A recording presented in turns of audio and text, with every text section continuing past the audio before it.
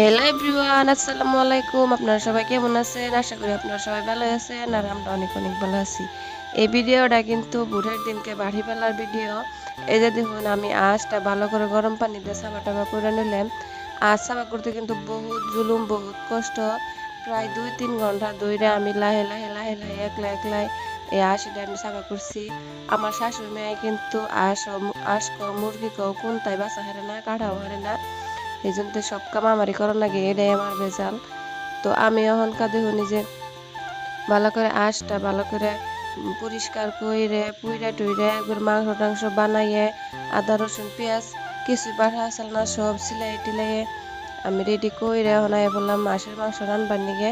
মা দেখাই দেখাই দিতেছে আর আমি রান্তাছি। তো বাড়ির বউকে দেখুন যে যেসব মেয়েরা বাড়িতে কোনো কাম কইরা খায় নাই, হিনে এখনকার মাসির বাড়িতে কইরা খান লাগে। এই আঁশ ক মুরগি ক আমি কিন্তু এনে কোনোদিনও বাঁচি নাই, কোনোদিনও করি নাই। কিন্তু এখন মাসির বাড়িতে হেরে হেনে বাসন লাগে বা কাঠন লাগে, আবার রান্ধনও লাগে। এটাই মেয়েগো জীবন। আমরা মেয়েরা যত বাপের বাড়িতে আরাম করি না কেন, মাসির বাড়িতে এরা হলে নাগেল খাটানি নাকবো, এটাই বাস্তবতা। কথা কইতে কইতে দেখুন এই যে আমার সব মশলা টসলা আমি পেঁয়াজ রসুন মসুন এনে সব ভাজা ভাজা হয়ে গেল গা। এখন আমি ভালো করে লাল লাল করে ভাজা নিতেছি। লাল লাল করে ভাজে হাঁসের মাংসটা মেরিনেট করে থইলে খুব টেস্ট লাগে। 10-15 মিনিট আগেই মেরিনেট করে থুয়ে দিছিলাম। খালি হাঁসের মাংস না, সব রকমের মাংস রাঁধতে সময় আগে থেকে মেরিনেট করে থইলে খুব টেস্ট লাগে। আমরা এবার করে রান্না খাই।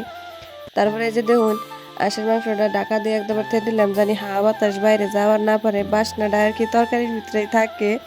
তো তারপরে হাঁসের মাংস দিয়ে মেলা ভালো করে নাড়াচাড়া করে ভাজা ভাজা করে হালাইতে নাকবো। ভালো করে আড়া আড়া করে কষাইয়া তারপরে দিয়ে নাকবো ঝুল। আর হাঁসের মাংসটা বহুত শক্ত হয়, শক্ত নেই আর খান যায় না, এই জন্য মেলা টাইম বইরে বইরে কষার লাগে। কষাইয়া আবার বেশি করে অল্প ঝুল দিয়ে তার মধ্যে হেনে ডাইকে ডাইকে ভালো করে নাইরে নাইরে বানান লাগে। আর চুলাই রান্লে ভাতটা কিন্তু টেস্ট হয় বেশি, আর আমরা বেশিরভাগ চুলাই রাইন্দা খাই। মাংস হোক বা ভাত হোক বা যে কোনো বস্তু রান্নলে আমরা চুলাই যাই। আর এখনকার গ্যাসের দাম যে পরিমাণ বাড়ছে, দামের কথা কই না, গ্যাস তো পাওয়াই যায় না। এই জন্য চুলাই রান্ধি। আমরা গ্রামের দেশে তো বেশিরভাগ চুলাই রান্ধি, হঠাৎ নিয়ে আর কি গ্যাস থুয়ে দেই। তো ভিডিওটা ভালো লাগলে লাইক কমেন্ট শেয়ার করে দিন। টাটা।